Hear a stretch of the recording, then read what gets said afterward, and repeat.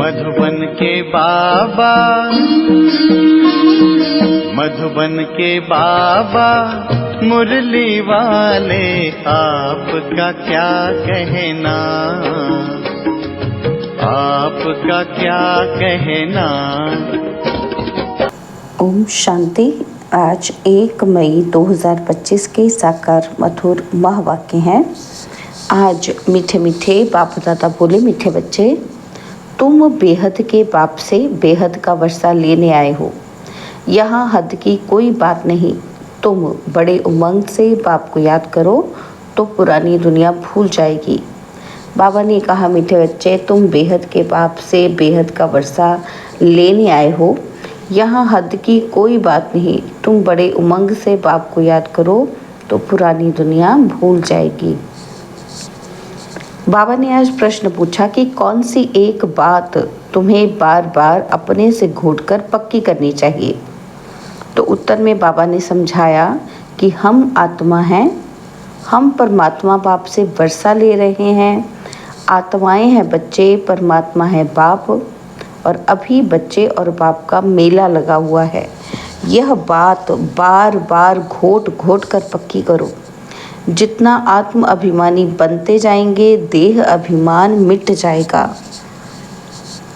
मुरली का गीत है, जो पिया के साथ है ज्ञान रत्नों की बरसात है। ओम शांति। बच्चे जानते हैं, क्या जानते हैं बच्चे?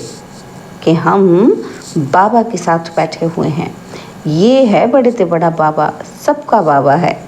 बाबा आया हुआ है। बाप से क्या मिलता है, यह तो सवाल ही नहीं उठता। बाप से मिलता ही है वर्षा। ये है सबका बेहद का बाप, जिससे बेहद का सुख, बेहद की प्रॉपर्टी मिलती है। वह है हद की मिल्कियत। कोई के पास 1000, कोई के पास 5000 होगी, और कोई के पास 10, 20, 50 करोड़ अरब होंगे। अब वह तो सब हैं लौकिक बाबाएं और हद के बच्चे। और यहाँ तुम बच्चे समझते हो कि हम बेहद के बाप के पास आए हैं बेहद की प्रॉपर्टी लेने। दिल में आश तो रहती है ना, सिवाय स्कूल के और सत्संग आदि में कोई आश नहीं रहती। कहेंगे शांति मिले, वह तो मिल नहीं सकती। यहाँ तुम बच्चे समझते हो कि हम आए हैं विश्व नई दुनिया का मालिक बनने। नहीं तो यहाँ क्यों आए? बच्चे कितनी वृद्धि को पाते रहते हैं। कहते हैं, बाबा हम तो विश्व का मालिक बनने आए हैं, हद की कोई बात ही नहीं। बाबा आपसे हम बेहद स्वर्ग का वर्षा लेने आए हैं। कल्प कल्प हम बाप से वर्षा लेते हैं, फिर माया बिल्ली छीन लेती है। इसलिए इसको हार जीत का खेल कहा जाता है। बाप बैठ बच्चों को समझाते हैं और बच्चे भी नंबरवार समझते हैं। ये कोई साधु संत नहीं है। जैसे तुमको कपड़े पड़े हैं वैसे इनके पड़े हैं। यह तो बाबा है ना। कोई पूछेंगे किसके पास जाते हो? कहेंगे हम बाप दादा के पास जाते हैं। ये तो फैमिली हो गई, क्यों जाते, क्या लेने जाते? यह तो कोई समझ ही ना सके, कह ही ना सके कि हम बाप दादा के पास जाते हैं, वर्षा उनसे मिलता है।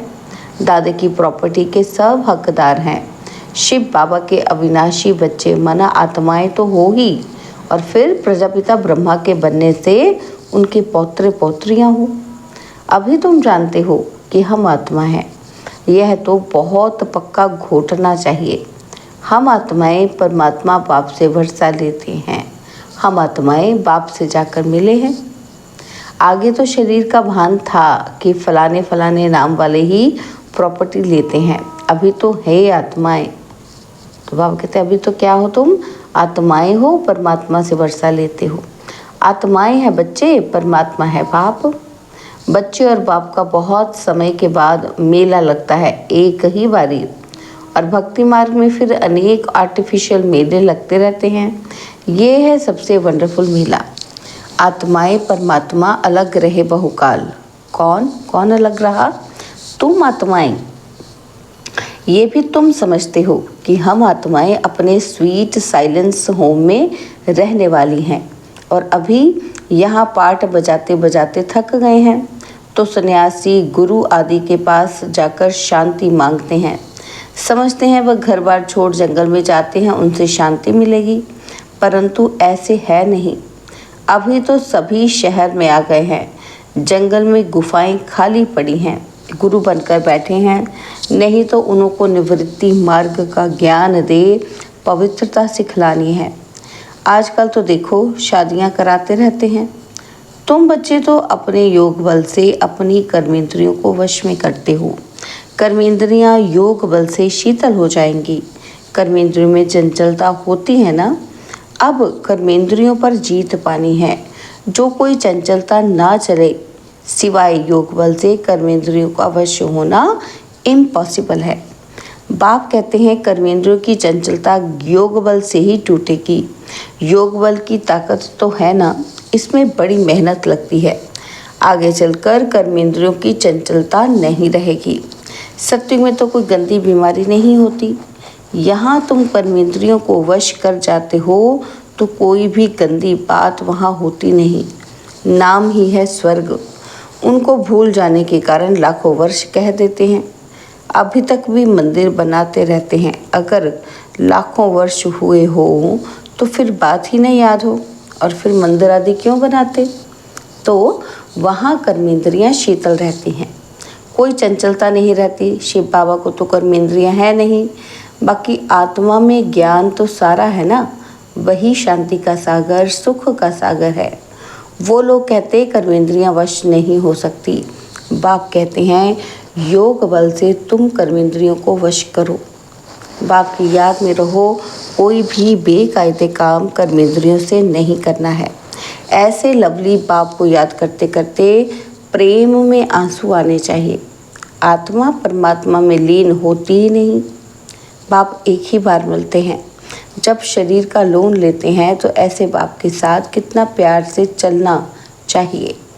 बाबा को उछल आई ना कि ओहो, बाबा विश्व का मालिक बनाते हैं, फिर ये धनमाल क्या करेंगे, छोड़ो सब। जैसे पागल होते हैं ना, सब कहने लगे कि इनको बैठे बैठे क्या हुआ, धंधा आदि सब छोड़कर आ गए। खुशी का पारा चढ़ गया, साक्षात्कार होने लगे। राजाई मिलनी है, परंतु कैसे मिलेगी, क्या होगा, ये कुछ भी पता नहीं। बस मिलना है, उस खुशी में सब छोड़ दिया। और फिर धीरे धीरे नॉलेज मिलती रहती है। तुम बच्चे यहाँ स्कूल में आए हो, एम ऑब्जेक्ट तो है ना, यह है राजयोग। बेहद के बाप से राजाई लेने आए हो। बच्चे जानते हैं कि हम उनसे पढ़ते हैं, जिसको याद करते थे कि बाबा आकर हमारे दुख हरो, सुख दो। बच्चियाँ कहती हैं कि हमको श्री कृष्ण जैसा बच्चा मिले। अरे वह तो बैकुंठ में ही मिलेगा ना, कृष्ण बैकुंठ का है, तो उनको तुम झुलाते हो तो उन जैसा बच्चा तो बैकुंठ में ही मिलेगा ना। तो अभी तुम बैकुंठ की बादशाही लेने आए हो, वहाँ ज़रूर प्रिंस प्रिंसेस ही मिलेंगे। पवित्र बच्चा मिले, यह आश भी पूरी होती है। यूँ तो प्रिंस प्रिंसेस यहाँ भी बहुत हैं, परंतु नर्कवासी हैं। तुम चाहते हो स्वर्गवासी को। पढ़ाई तो बहुत सहज है। बाप कहते हैं तुमने बहुत भक्ति की है, धक्के खाए हैं। तुम कितना खुशी से तीर्थों आदि पर जाते हो, अमरनाथ पर जाते हैं। समझते हैं शंकर ने पार्वती को अमर कथा सुनाई। अमरनाथ की सच्ची कथा तुम अभी सुनते हो। यह तो बाप बैठ तुमको सुनाते हैं। तुम आए हो बाप के पास।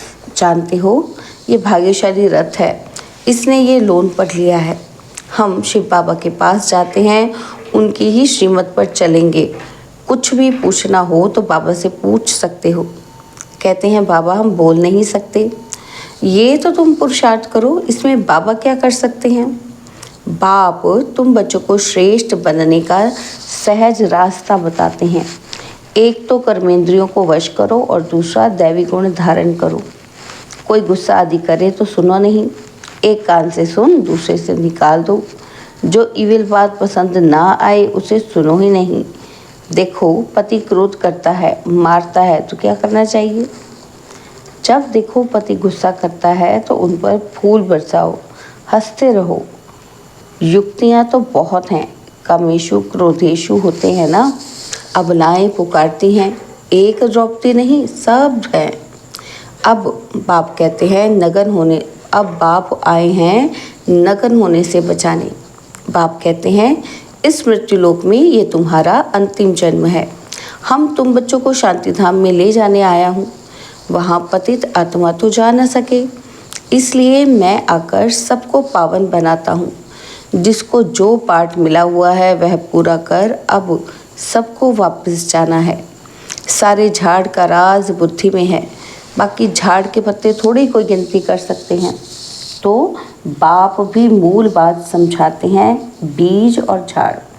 बाकी मनुष्य तो ढेर हैं, एक एक के अंदर को थोड़े बैठ जानेंगे। मनुष्य समझते हैं भगवान तो अंतर्यामी हैं, हर एक के अंदर की बात को जानते हैं। यह सब है अंधश्रद्धा। बाप कहते हैं तुम हमको बुलाते हो कि आकर हमको पतित से पावन बनाओ, राजयोग सिखाओ। अभी तुम राजयोग सीख रहे हो। बाप कहते हैं मुझे याद करो। बाप ये मत देते हैं ना, बाप की श्रीमत और गत सबसे न्यारी है। मत यानी राय, जिससे हमारी सदगति होती है। वही एक बाप हमारी सदगति करने वाला है, दूसरा न कोई। इस समय ही बुलाते हो, सत्युग में तो बुलाते नहीं। अभी ही कहते हो कि सर्व का सदगति दाता एक राम। जब माला फेरते हैं तो फेरते फेरते जब फूल आता है तो उनको राम के आँखों पर लगाते हैं। जपना है एक फूल को, बाकी है उनकी पवित्र रचना। माला को तुम अच्छी रीति जान गए हो। जो बाप के साथ सर्विस करते हैं उनकी ये माला है। शिव बाबा को रचता नहीं कहेंगे, रचता कहेंगे तो प्रश्न उठेगा कि कब रचना की। प्रजापिता ब्रह्मा अभी संगम पर ही ब्राह्मणों को रचते हैं ना, तो शिव बाबा की रचना तो अनादि है। सिर्फ पति से पावन बनाने के लिए बाप आते हैं। अभी तो है पुरानी सृष्टि, नई में रहते हैं देवताएं। अब शूद्रों को देवता कौन बनाए? अभी तुम फिर से बनते हो, जानवर हो। बाबा कहते अभी तुम फिर से बनते हो, जानते हो। बाबा हमको शूद्र से ब्राह्मण, ब्राह्मण से देवता बनाते हैं। अभी तुम ब्राह्मण बने हो।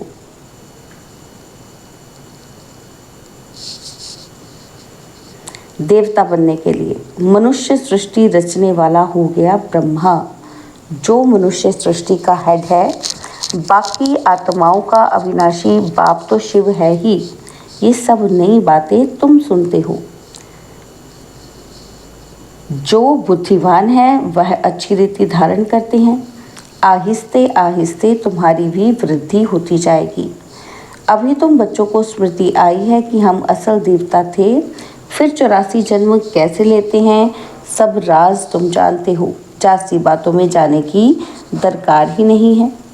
बाप से पूरा वर्षा लेने के लिए मुख्य बात बाप कहते हैं, एक तो मुझे याद करो और दूसरा पवित्र बनो, स्वदर्शन चक्रधारी बनो और बाप और आप समान बनाओ। कितना सहज है, सिर्फ याद ठहरती नहीं है। नॉलेज तो बड़ी सहज है। अभी पुरानी दुनिया खत्म होनी है, फिर सतयुग में नई दुनिया में देवी देवताएं राज्य करेंगे। इस दुनिया में पुराने से पुराने यह देवताओं के चित्र हैं, वह इन्हों के महल आदि हैं। तुम कहेंगे पुराने से पुराने हम विश्व के महाराजा महारानी थे। शरीर तो खत्म हो जाते हैं, बाकी चित्र बनाते रहते हैं। अभी ये थोड़ी किसी को पता है यह लक्ष्मी नारायण जो राज्य करते थे वो कहाँ गए, राजाई कैसे ली। बिरला इतने मंदिर बनाते हैं परंतु जानते नहीं, पैसे मिलते जाते हैं और बनाते रहते हैं। समझते हैं ये देवताओं की कृपा है। एक शिव की पूजा है अव्यभिचारी भक्ति। ज्ञान देने वाला तो ज्ञान सागर एक ही है, बाकी है भक्ति मार्ग। ज्ञान से आधा कल्प सद्गति होती है, फिर भक्ति की दरकार नहीं रहती। ज्ञान भक्ति वैराग्य। अब भक्ति से पुरानी दुनिया से वैराग्य। पुरानी अब खत्म होनी है, इसमें आसक्ति क्या रखें। अब तो नाटक पूरा होता है, हम जाते हैं घर, वह खुशी रहती है। कई समझते हैं मोक्ष पाना तो अच्छा है, फिर आएंगे ही नहीं। आत्मा बुदबुदा है जो सागर में मिल जाता है। ये सब गपोड़े हैं। एक्टर तो एक्ट करेगा ज़रूर, जो घर बैठ जाए वह कोई एक्टर थोड़ी ही हुआ।